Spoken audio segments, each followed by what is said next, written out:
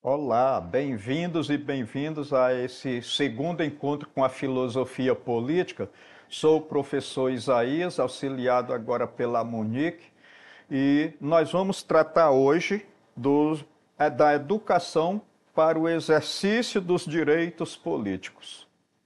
Então, essa educação se faz necessária porque, ao estar presente em uma sociedade, o ser humano precisa saber planejar o futuro, analisando o passado no presente. Ou seja, a gente precisa analisar o passado no presente em função de um futuro melhor.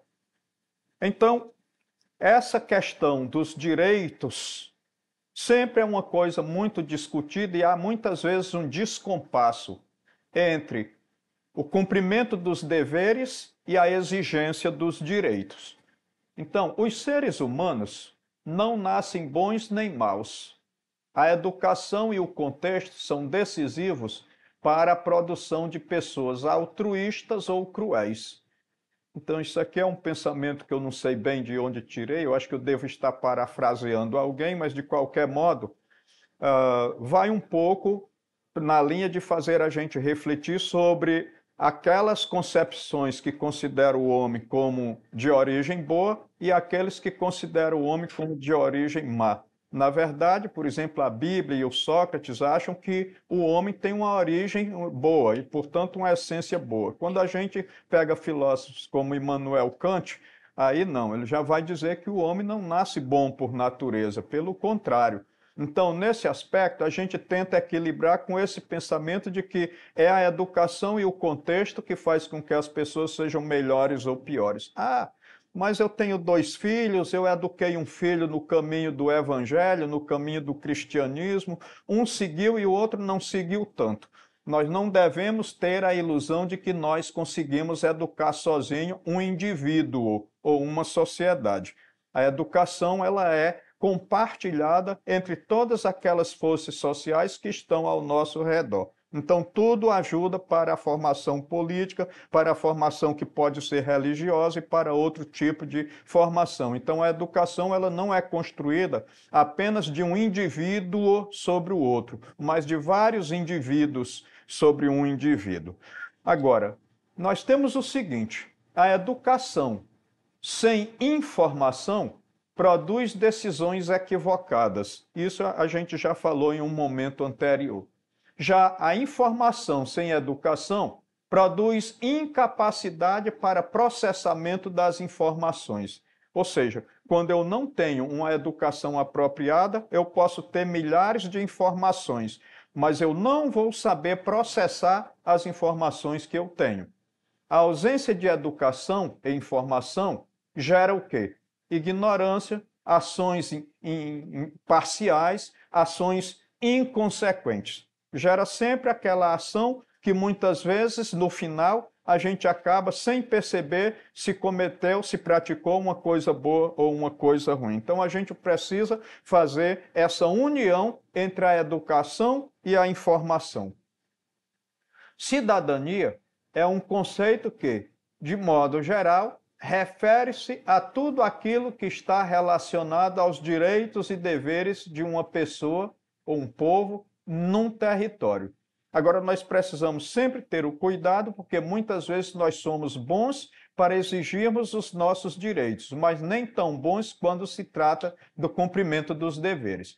A cidadania é a expressão máxima do direito, pois existe para os cidadãos e pode se dividir em 3 momentos. Primeiro, cidadania política, que é a garantia de direitos à participação da política, de votar, de ser votado, de fazer a organização de um sindicato, de uma associação, fazer uma greve, uma passeata e assim por diante. Então, isso se trata dos direitos políticos. Agora, e a cidadania civil?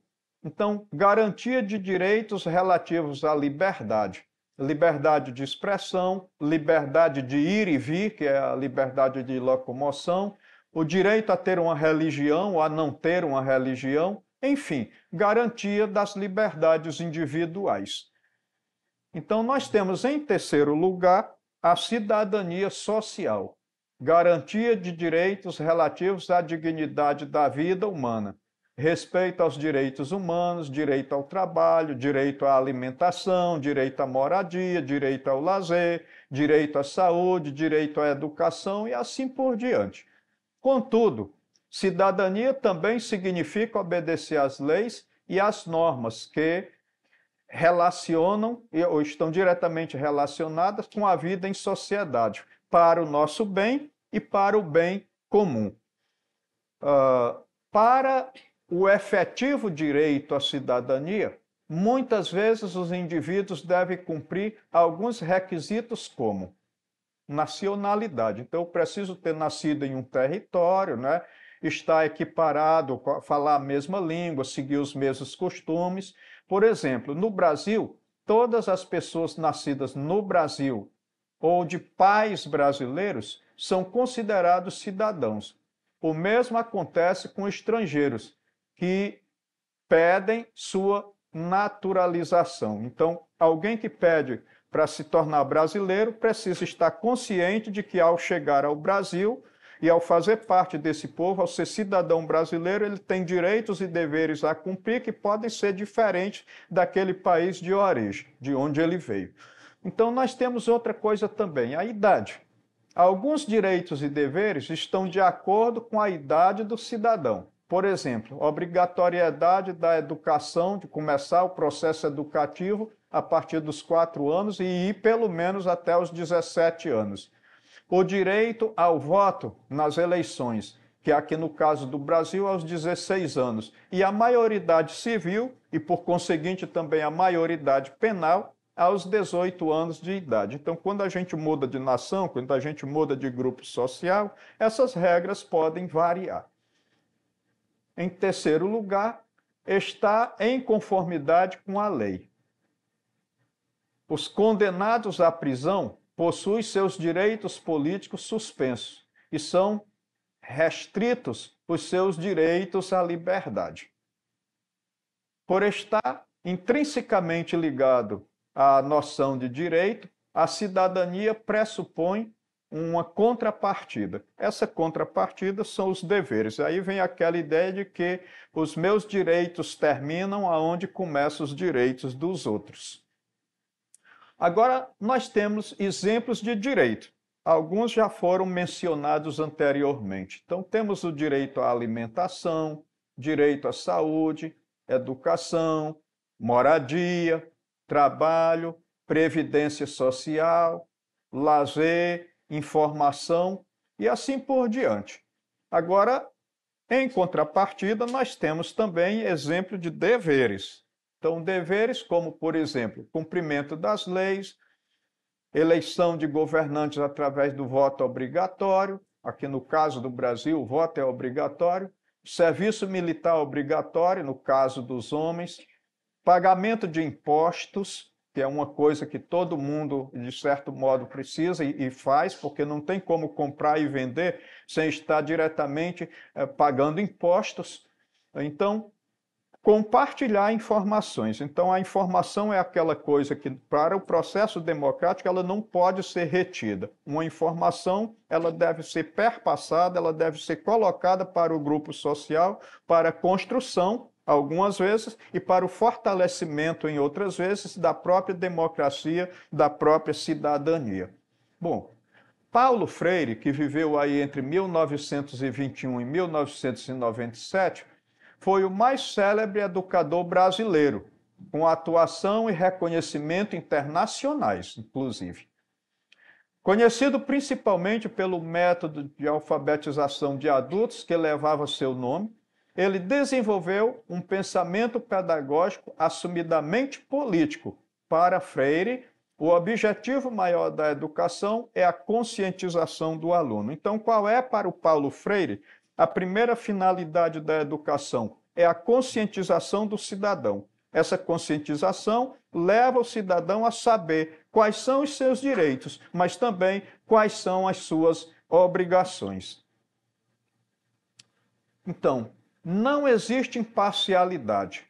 Todos são orientados por uma base ideológica. A questão é, sua base ideológica é inclusiva ou excludente?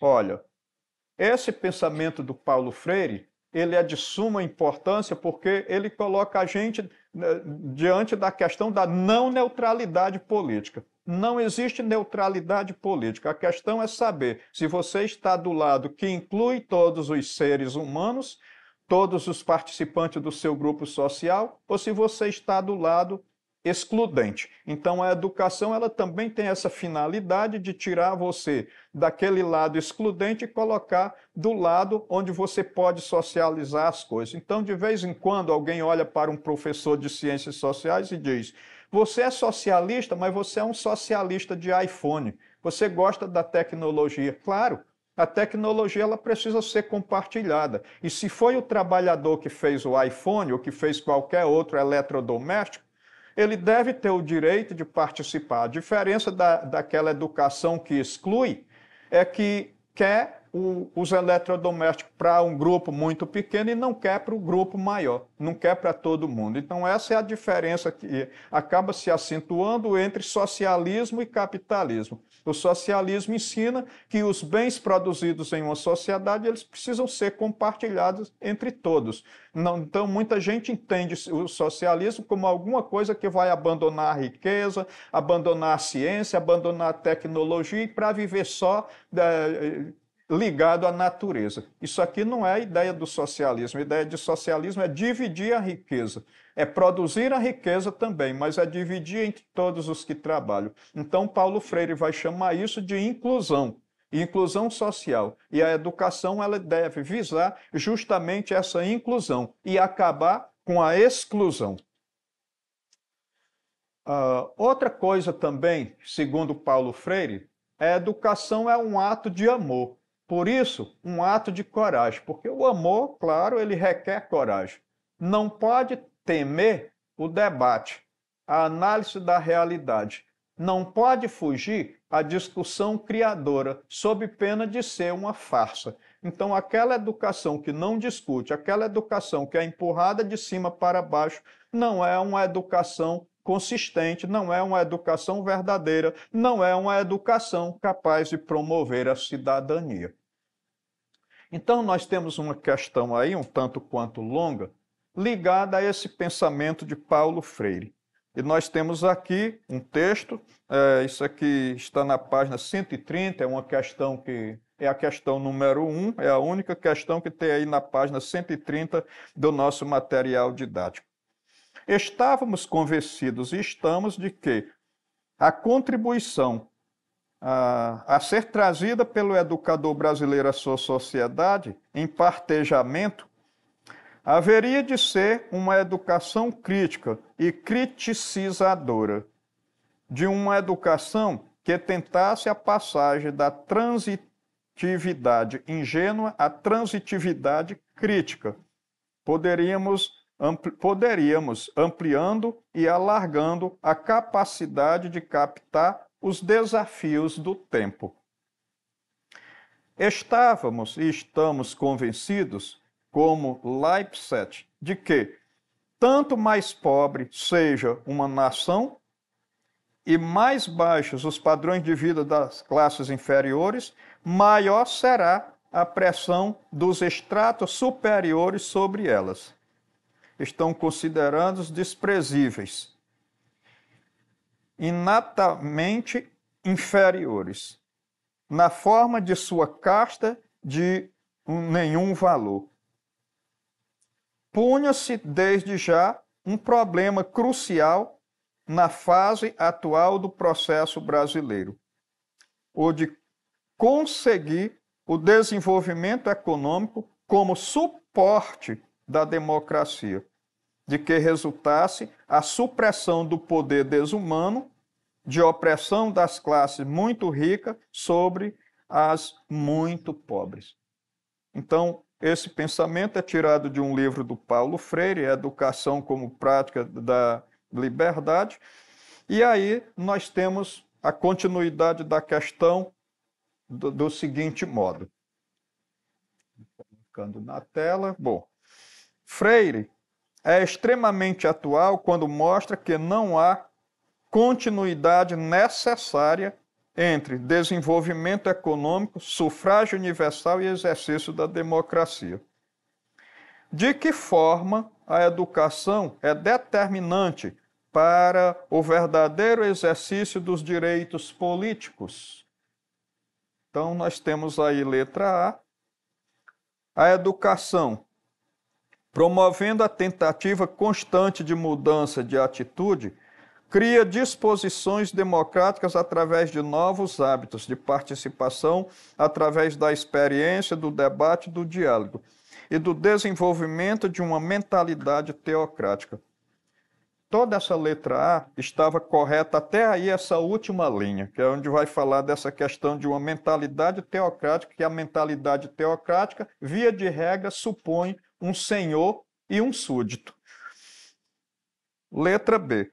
A educação como direito social ganha proporções políticas quando a margem de ações dos educadores se define pelo arquivamento e interiorização do conhecimento, já cientificamente consagrado, que ele é transmitido pela autoridade do professor. Então, o professor ele visa só levar até o aluno aquela educação acadêmica já que está nos livros, aquilo que já se descobriu. Então, não parece ser esse um processo muito democrático. Letra C. A pedagogia da liberdade cumpre seu papel quando o educando é alfabetizado para o abecedário do mercado, adequando-se ao funcionamento das estruturas econômicas e trabalhando para a valorização do capital familiar e aumentando seu poder de consumo. Então, é só para entender o jogo do mercado para entrar nele? Não, também para questionar suas estruturas.